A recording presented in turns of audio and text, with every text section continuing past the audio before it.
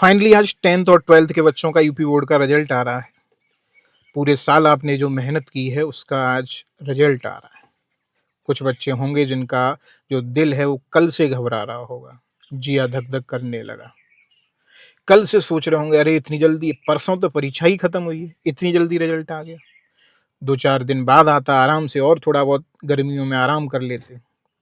अब फिर पढ़ने जाना है या मम्मी की सुननी है या पापा की सुननी है या भाई की सुननी है।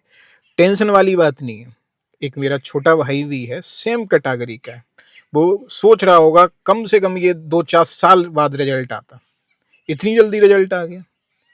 बड़ा भाई सुनाएगा, मम्मी सुनाएंगी, पापा सुनाएंगे। लेकिन कुछ बच्चे ऐसे भी होंगे जिनको आगे पढ़ना होगा।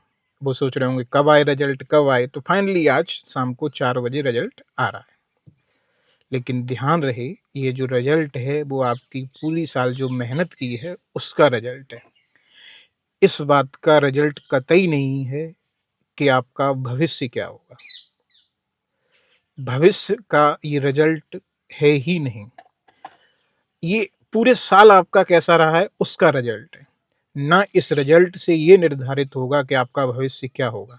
सचिन तेंदुलकर जो थे उनका रिजल्ट 10th और 12th से डिसाइड नहीं हुआ कि ये क्रिकेट के भगवान बनेंगे एक दिन।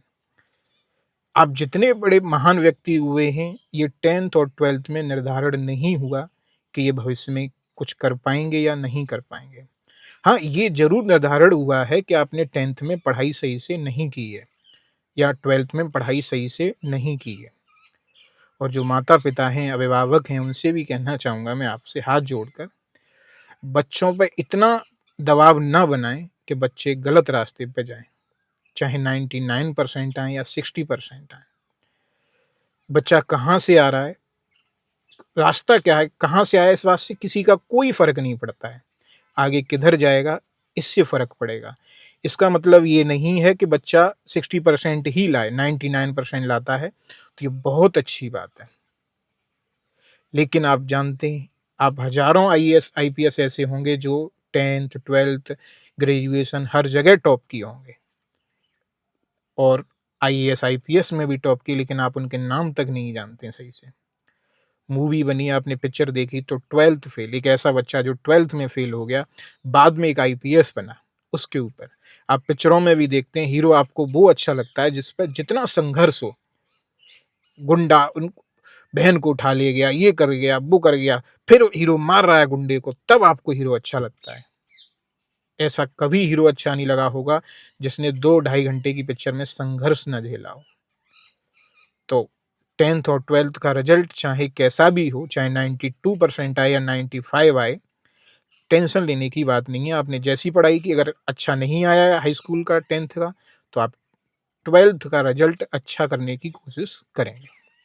लेकिन कोई भी गलत कदम नहीं उठाएंगे, ना माता पिता पूरी अपनी उम्मीदें बच्चों पे थोपेंगे कि मेरे ये सपने हैं, अब बच्चा पूरा करेगा। पिछले बुध को सीबीएसई बोर्ड का रिजल्ट आया, तब से करीब 17-18 घटनाएं ऐसी हैं जो न्यूज़पेपर में पड़ी। ऐसी पता नहीं कितनी घटनाएं न होंगी जो न्यूज़पेपर में आई तक नहीं या छपी तक नहीं। वैशाली नाम की एक लड़की थी कानपुर की, उसके 92% आए और उसने आत्महत्या कर ली। इस बात पे कि उसके 95% नहीं आ पाए, सिर्फ 3% के पीछे आत्महत्या कर ली। और उसने अपने बच्चों को बुधवार को रिजल्ट आया, गुरुवार को उसने फांसी लगा ली, बृहस्पति को। 8 दिन में, पिछले 8 दिन में 18-20 घटनाएं ऐसी हुई हैं जो न्यूज़पेपर में आई हैं। उसने अपने दोस्तों को मैसेज भी लिखा कि मेरे से अब जिंदा नहीं रहा जाएगा, मेरी जिंदगी अब जिंदा लाश बन के हो रह गई है, मुझे जीने की इच्छा नहीं है। ये सब बातें केवल और केवल 3% के पीछे। उसी रात कानपुर में 2 और बच्चियां, एक बीडीएस की तैयारी कर रही थी दबाव की वजह से, एक और बच्ची थी, उसका नाम नाजिया हसन था, सब आत्महत्याएं की। केंद्रीय विद्यालय अमारपुर की ये छात्रा थी, क्लास 10th की। आप आइडिया लगाइए, 15 साल की बच्ची रही होगी, 14-15 साल की, और केवल 3% कम आने की वजह से आत्महत्या कर लेती है। हालांकि माँ ने टीचरों को बारे में कहा कि टीचर दबाव बनाते थे अच्छे से पढ़ने के लिए। भाई शरारती था तो ये कहते थे भाई अच्छा नहीं है पढ़ने में तो तू उसकी बहन है, कैसे अच्छी होगी पढ़ाई में। दबाव तो कुल मिला के था ही। मुरैना में 12th में बच्चा फेल हुआ, उसने आत्महत्या कर ली, फिजिक्स केमिस्ट्री मैथ में हुआ, गोली मार ली खुद को। गुरुग्राम में 10वीं की छात्रा थी, वो सीबीएसई बोर्ड में फेल हो गई तो उसने छत पे जाके फांसी लगा ली। फरीदाबाद में आत्महत्या कर ली 60% नंबर आने पर। मुजफ्फरनगर में फांसी लगा ली बच्चे ने। पता नहीं ऐसी कितनी घटनाएं हैं जो बच्चे तनाव में पहुंच जाते हैं। तो आज का रिजल्ट, और ये 1, 2, 4 घटनाएं नहीं है। एनसीआरबी एक बोर्ड है, उसके अनुसार 2022 में लगभग 13,000 बच्चों ने पूरे साल में आत्महत्या की, अलग अलग वजहों से, पढ़ाई की वजह से, तनाव में आके। 2023 में 14,000 ये संख्या हुई, 24 में जाके 14,000 के लगभग हुई, 14,000 से कुछ ऊपर। हर साल बढ़ रही है, लगभग 14-15,000 के करीब 2025 के आंकड़े। तो माता पिता को भी इस बात पे ध्यान देना है कि बच्चा टेंशन ना ले, चाहे नंबर उसके कैसे भी आए, चाहे 95 की जगह 92 ले आए, वो ज़्यादा अच्छे, टेंशन न ले। 12th में मेहनत करेगा, अगर 10th में कम आए अच्छा करेगा।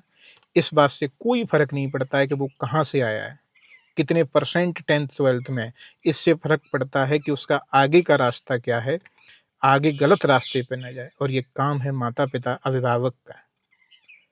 बहुत सी ऐसी घटनाएं हैं, तो माता पिता को ये भी देखना है कि बच्चा तनाव न ले। ऐसा ना हो कि बच्चा 1 साल तक तनाव ले रहा है और माता पिता को इतना टाइम नहीं है कि वो बच्चों पर ध्यान दे सकें। बाकी बेस्ट ऑफ लक सबके लिए, अच्छे आपके नंबर आएँ। कुछ ही देर बाद रिजल्ट आना है, ज़्यादा से ज़्यादा 3-4 घंटे हैं। आराम से रिजल्ट देखिए, चाहे आप 60% आएँ, 45% आएँ, चाहे 99% आएँ, इससे आपके भविष्य का निर्धारण नहीं होगा।